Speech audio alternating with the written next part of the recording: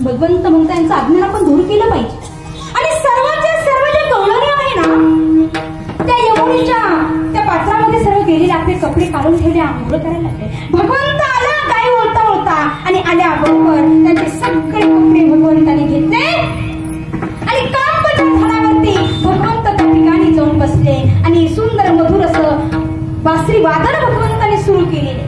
आणि सर्वांच्या सर्व गोपिका तिथे आंघोळ करतात आणि आंघोळ करत असताना आंघोळ झाली, आपले कपडे आपले हवे तेवढ्यात सुंदर मधुर अशा त्या बासरीची धुनी ऐकायला आली.